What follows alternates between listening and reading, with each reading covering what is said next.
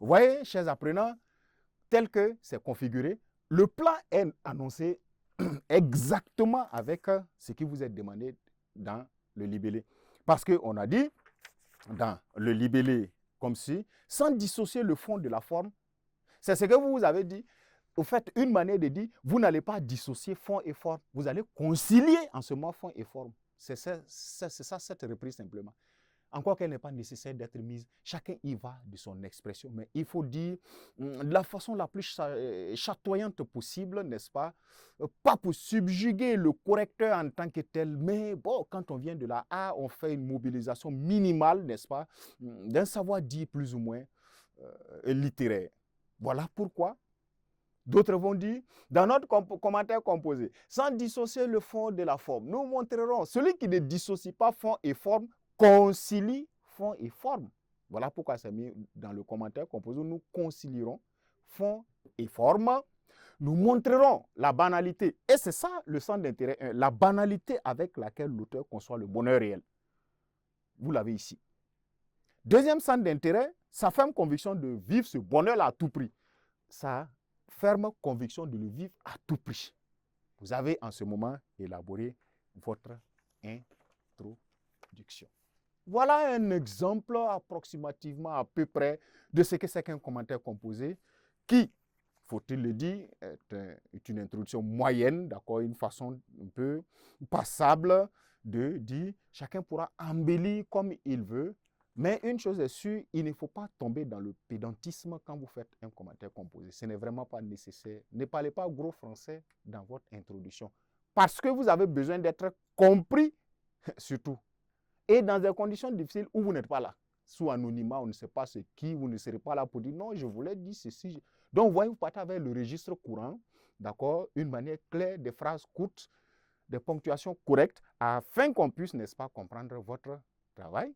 Et si nous avons, voilà, tout ce qu'il faut ici, notre introduction doit être dite passable sous réserve de certaines vérifications de syntaxe. Donc, tout homme aspire à une vie de bonheur, de rêve, bref, à la plénitude. L'idéalisation de cette vie, c'est-à-dire pour commencer à imaginer une vie pareille, a pour point de départ, ça commence par un optimisme, positivisme, qui ont en général été de véritables sources d'inspiration des musiciens-compositeurs. Les artistes se basent beaucoup sur le positivisme. Ils vous chantent, ça va aller, un jour ça va aller, Dieu est Dieu, Dieu est grand, etc. C'est pour vous prédisposer à cela. Ça a toujours inspiré les artistes-compositeurs. Au nombre de ceux-ci, nous arrivons à la spécificité maintenant, au nombre de ceux-ci, nous avons Stromae, artiste chanteur français, qui nous en fait preuve à travers son titre Riez, extrait de son album Multitude, sorti en 2022. Nous n'avons rien inventé ici. C'est le paratexte, tous les éléments qui entourent le texte que nous avons pris pour venir fixer ici, avec le français qu'il soit. Un album, on fait la sortie d'un album. Si c'était un ouvrage, un livre, on allait dire publier un. Voilà pourquoi vous avez sorti. Ne vous en faites pas pour sortir en 2022 ici. Si c'était un livre, on allait peut-être souligner, mais c'est le nom d'un album. Si ça reste ici, vous voyez, il est particulièrement mis en majuscule initiale. Album Multitude, ça passe comme ça. Mais si c'est extrait d'un roman, vous alliez le souligner. Et sous un ton lyrique, nous pensons que le ton est lyrique. Il y a trop de jeux, c'est quelqu'un qui s'exprime. La prédominante de la première personne du singulier, ton lyrique. Le texte, il est disciple poétique. C'est un chant.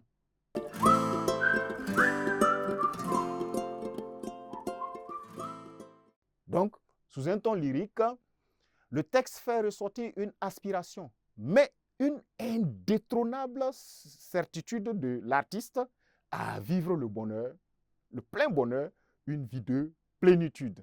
Il est tellement sûr, c'est cette réalité qui est dedans l'idée générale. Aussi, ferons-nous dans notre commentaire composé, où nous concilierons fond et forme, n'est-ce pas?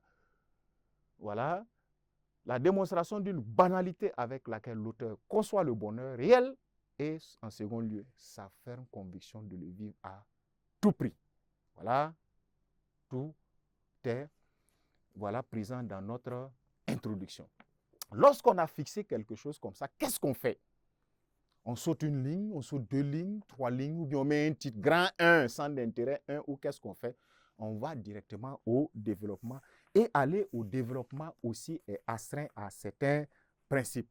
Lorsque c'est déjà mis, vous ne courez pas le risque, surtout de faire grand 1, centre d'intérêt 1, ou bien centre d'intérêt 1, 2 points, etc. Non! C'est de la communication, ce sont les verbes qui parlent ici, ce sont les mots qui s'expriment ici. Donc, nous allons partir. Et puis, dit par exemple que en fait, la banalité avec laquelle l'auteur conçoit le bonheur, c'est ce que nous cherchons à démontrer. Il faut dire que le texte comporte plusieurs ressources attestant un auteur qui prend le bonheur pour quelque chose de banal. Il faut que ça soit dit dans une phrase. Si ce n'est pas dit dans une phrase, ce n'est pas bon.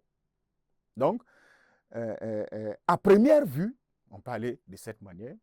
À première vue, à première vue, n'est-ce pas? Riez, c'est-à-dire le texte, riez de Stromae,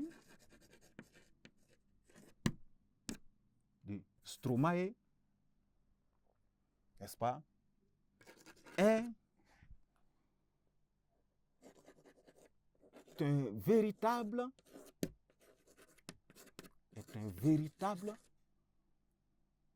regard.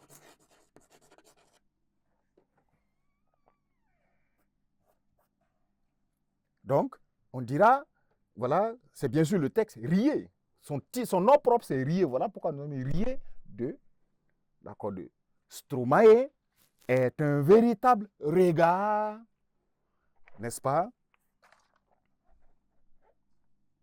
sur la notion de bonheur, la notion du bonheur,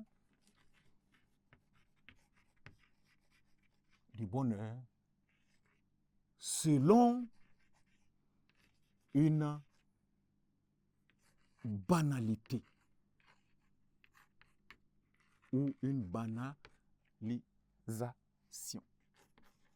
Il banalise, si vous voulez.